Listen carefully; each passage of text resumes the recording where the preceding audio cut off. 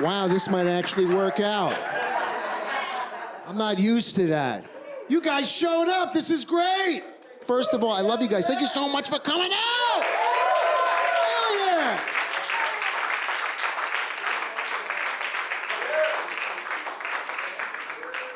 And I love a crowd that has a great vibe of energy, vulnerability, and a crowd that looks like it's not afraid to make bad decisions, huh? This is it. I'm in a great mood because not only tonight, but it's also my favorite season. It's fall in New York City, huh? I grew up in the Northeast. I'm from Long Island. I love the fall, all right? I love it. The leaves start changing color, football season, the holidays are coming, and New York City starts to smell good again. However, I hate New York City in the summertime. If you're in New York City in the summertime, it's oppressive. You know what I'm saying? If you're in New York City when it's 95% humidity, let's be real. It means you got little to no options available in your life. You know the air quality is bad when you can smoke a Newport and actually breathe better. Damn! Whoa, my lungs are alive with pleasure. Who knew the cure for poor air quality was menthol cigarettes? Yeah. New York City is the only place that in the summertime, facts, you will hook up with somebody below your standards if they have better air conditioning. Like, I can go to sleep with low self-esteem. I've been doing that shit for years. I cannot go to sleep sweaty. Fuck that. Like, I will suck a dick for 20,000 BTUs. Yeah, I got a good therapist. I can get over that trauma. Yeah, but the trauma of waking up by myself with sticky, sweaty sheets, that's suicidal right there. And you know, we live different in New York. It's just not like every place else. People come here, they glorify it, they love it, but they don't know the struggles, like window AC units. New Yorkers, do you know the struggle of window AC units? The struggle is real. That first hot day around Memorial Day weekend, when you get that first drip of sweat, you gotta pick up this 100-pound steel box. You gotta schlep it off 2, 3, 4 flights of stairs, be like, I hope I don't break my back. And then gingerly put it in the window and pray to God it don't fall in the street and kill somebody. And that is climate control in New York City. We are totally okay with that. But I'm grateful. I'm grateful to live in the best city in the world. I'm grateful to be around the best people in the world, you know? I believe in gratitude.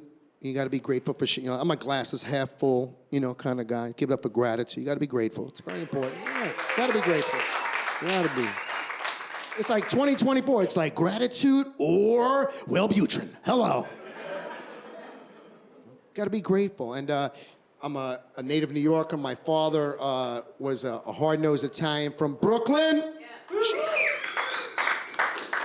My mother was a Russian Jew from Queens. And I was conceived at a Dunkin' Donuts parking lot on Long Island. Time to procreate. That joke was sponsored by the MTA. If you see something, tell your therapist. And I'm a humble guy. That's not a big deal. Like, I'm grateful for the small things in life, especially as a New Yorker. I am grateful for scaffolding. Do you guys know the power of scaffolding? Oh, let me tell you. Scaffolding is a universal free umbrella for everyone. Scaffolding is a shelter for the homeless. I said scaffolding, testify, scaffolding is a free gym membership. And if you are not filled with the the spirit of optimism such as I, and you are a cynic, you can climb on top of that scaffolding, jump off and kill yourself. Give it up for the power of scaffolding, everybody.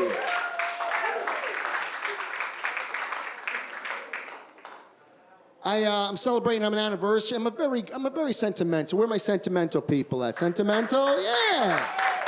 Gotta do stuff, make you feel good in life. It's nice. I'm very sentimental, and I'm actually celebrating an anniversary. Yeah, I'm celebrating a 1-year anniversary with the same mental health professional. Dreams do come true. Yeah, we get each other, huh? You know what I'm saying? I got lucky. I got a great therapist who's not a clock watcher and has empathy, and I did that shit on Medicaid. Hello! Amen! Why do they make it so goddamn hard to get good mental health in this country? Doesn't make sense. Like, facts, you can go and find like a gazillion apps to hook up on and smash some rando in 24 hours, but to be mentally well-adjusted, you got a better chance of getting struck by lightning. That's why I feel like they need a dating app for mental health. They should call it Unhinged.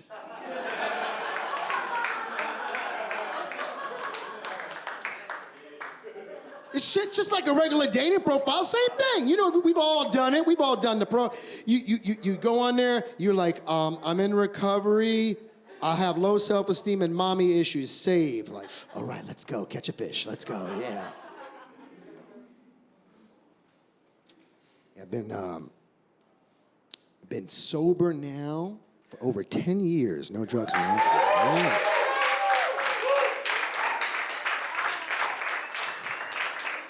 But I love drunk people. The confidence drunk people exude is fucking amazing. Even if you're not doing shit right, you still look like you're doing it right. I don't drink anymore, but I still think like a drunk. Like, you know, like I do stupid shit, but I got no excuse for it, you know?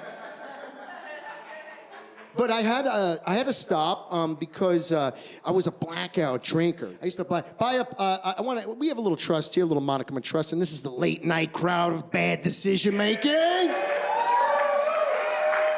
So check in with me. How many people, by applause, have ever blacked out under the influence of alcohol? Make some noise. And for those who didn't clap, those are the real blackout drinkers. I was such a bad drunk. Can I get a little dark here? Yeah. Cocaine made me a better person. It surely did. Much more efficient operating system.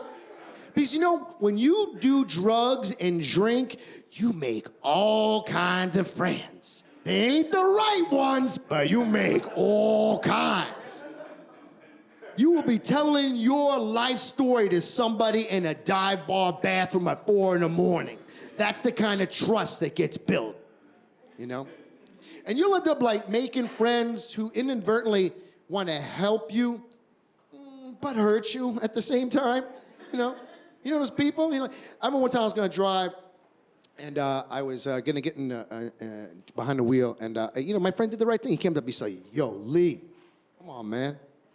Look at you. You can't drive like that. There's no way I'm gonna let you drive in that condition, bro. I love you too much. Give me your keys, and then follow me in the bathroom and do a couple of bumps of this. I want you to make it home safe. I care about you. You know, cocaine saves a lot of lives. Come on." And now they're repurposing recreational drugs. They're giving recreational drugs jobs. They're giving recreational drugs responsibilities. People are microdosing on mushrooms to fight depression. I'm not mad at you. However, I used to microdose on mushrooms to fight reality. People are taking ketamine infusions. Heavy shit. It's what they use, it's what they give a thoroughbred at the end of the race so it doesn't succumb to exhaustion. And now Gen Z kids are taking this shit just to go to family reunions. You might be Gen Z, but it's more like Gen T for trauma. Give it up for generational trauma, everybody.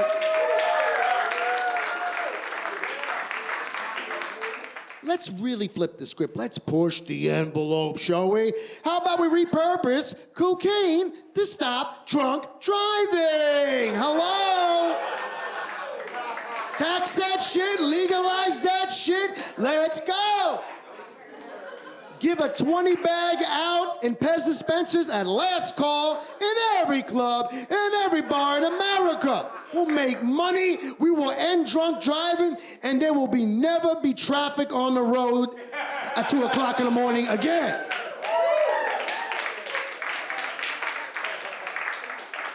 It's not even a joke, it's just a damn good idea. And in 2024, that shit might work. Now's the time. Now is the time. You know, ever since I got sober, like, all I have left is sugar, nicotine, caffeine, and orgasms. Sugar, nicotine, caffeine, and orgasms. Sugar, nicotine, caffeine, and orgasms. That's all I got left. You know, where now sex has become not only intimate, but spiritual and cathartic. You ever have sex like that, huh? You ever be having that Dr. Phil sex? You know? You know that kind of sex where you just come so hard and unlocks childhood trauma, and you grow a mustache. It's like just having fun, like, oh, baby, oh, Mom, why'd you lock me in the basement? Oh. But you need catharsis, so you come again, oh, I forgive you.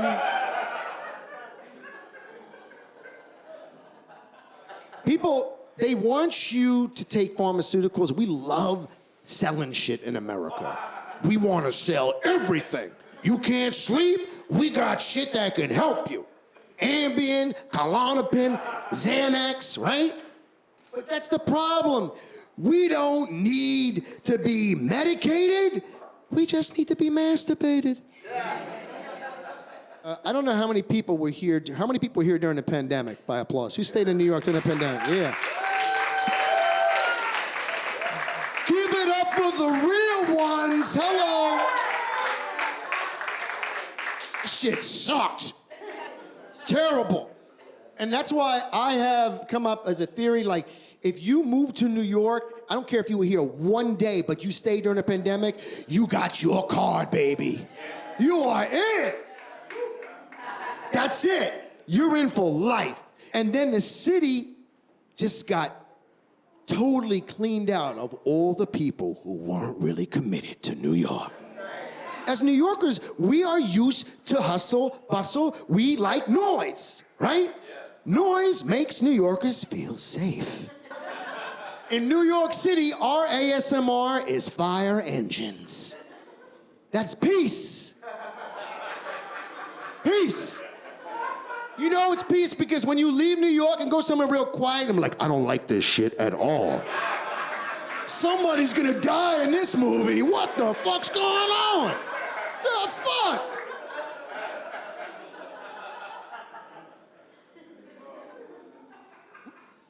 And I remember did anybody take field trips during the pandemic? Huh? Yeah. It's like nobody wants to go to Times Square, but during the pandemic, you're like, this could be interesting. And it's like, but see, no noise, right? So when you walk around in New York City and you hear,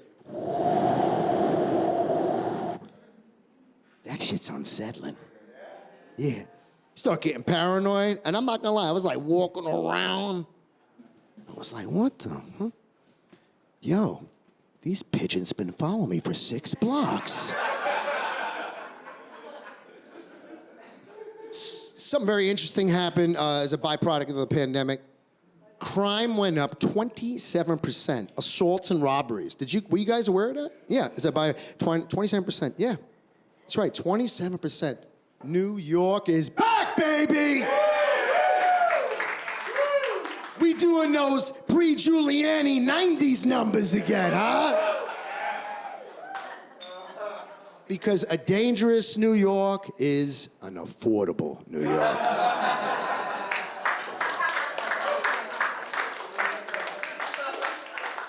And if you didn't laugh in that joke, you're in a much higher income tax bracket. You have central air conditioning. Transplants. Who's not from New York originally here? Clap if you're not from New York. Yeah. Well, thank you for being here. We appreciate it. And as behalf of all New Yorkers, I'd like to say we appreciate your service because somebody's got to pay $4,000 for one-bedroom apartment. And we're glad that you are up to the task. And a lot of people always want to ask a native New Yorker, like, hey, Lee, when do I become official, you know? Like, when do I get the card, you know? 5 years, 4 years, 10 years? And I pondered it, and you know what I thought to myself? Do you know when you become an official New Yorker? When you can fall asleep on the train and wake up exactly at your stop. When you got that internal alarm clock, right, that you can get on the train at 125th, snooze on 86, have a dream on 59th, drool on 42nd, and spring up to attention at 14th, you are legit. And if somebody, then it happens, because New Yorkers, we are tired. We are a tired group. If somebody falls asleep on your shoulder on the train, please be considerate and let them sleep. I was in Brooklyn because I had a show there. And you know what I love about Brooklyn? Brooklyn puts shit together that should not be together. And I was hungry after the show. I got to eat, and I saw this sign. It said, Middle Eastern and Mexican grill. Roll the dice, why not? And let me tell you, only in Brooklyn can you go to one place and get 2 different types of diarrhea. Let's give it up for Brooklyn, baby.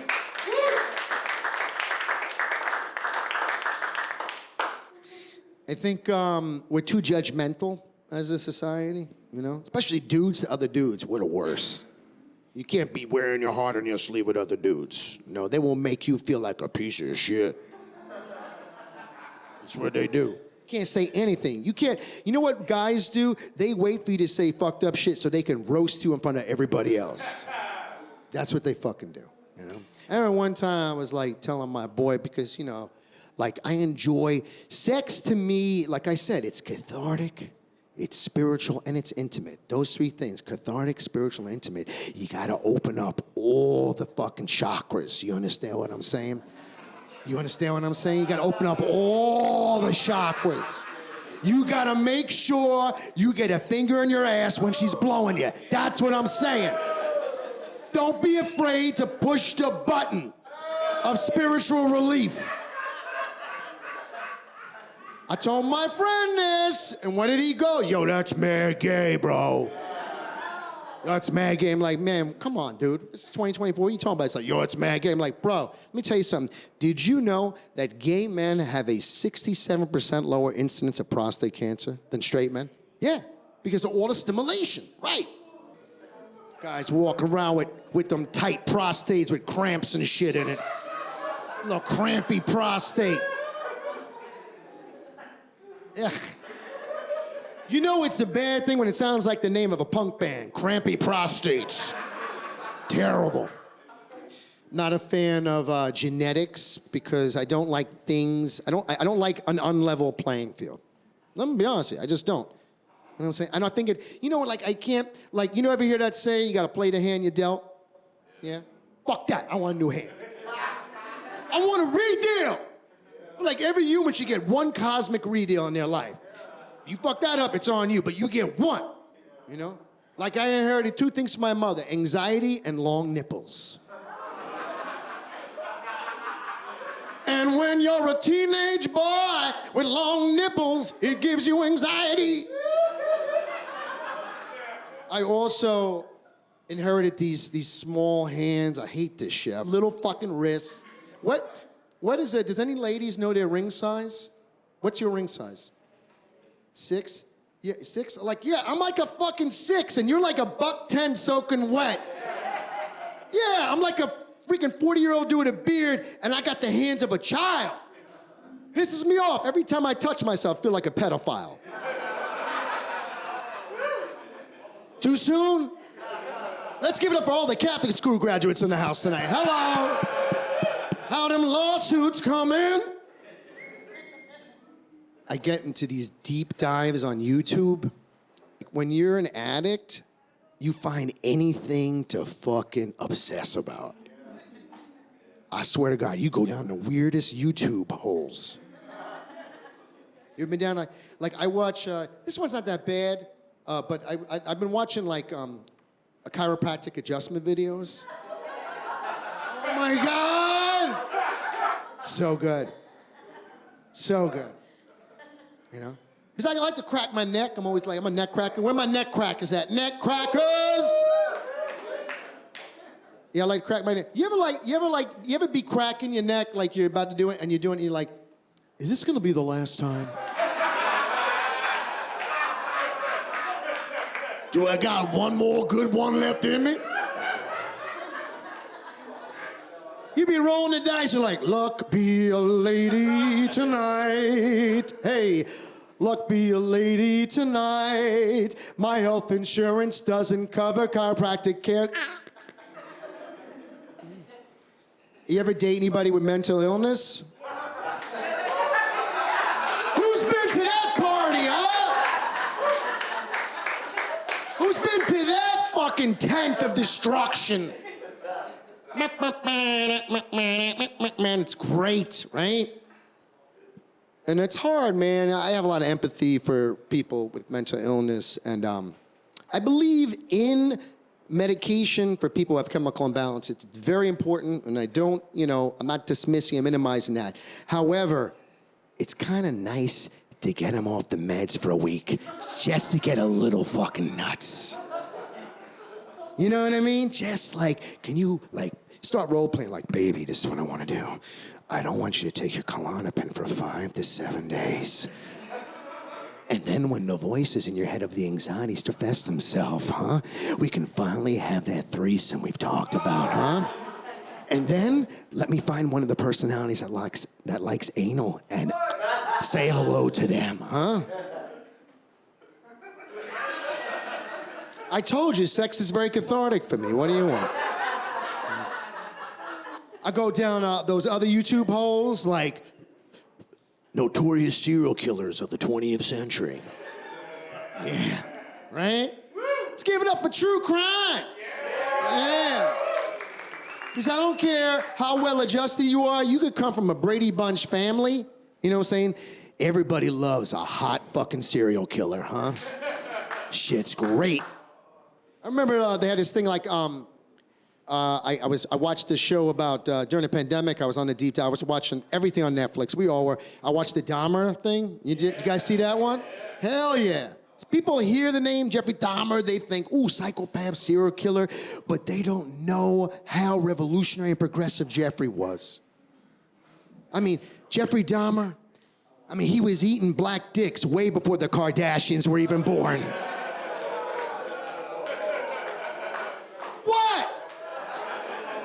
It's true. You open up his freezer, it was like a Costco of black dicks. This is fucking good, right? Yeah. A lot of people always ask me, they say, Lee, how do you stay sober? Like, it's so fucking weird. Like people who don't drink, they look at it like, how do you do that? How do you wake up in the morning? How do you get on the train?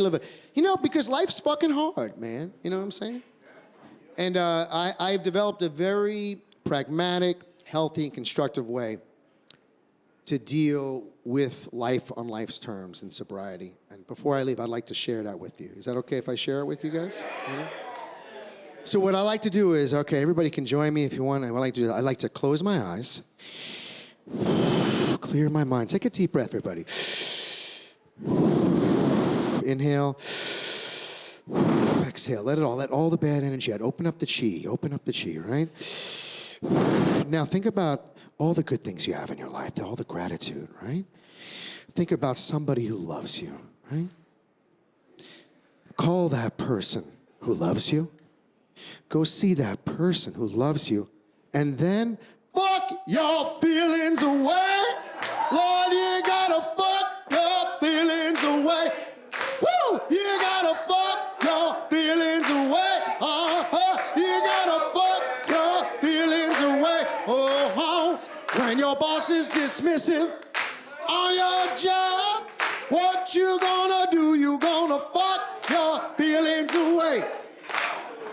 When your mom is critical of your career choices, what you gonna do? You gonna fuck your feelings away. One more time. You gonna fuck your feelings away. You gonna fuck your feelings away. You gonna fuck your feelings away. You guys have been great. My name's Lee Paul. Thank you so much.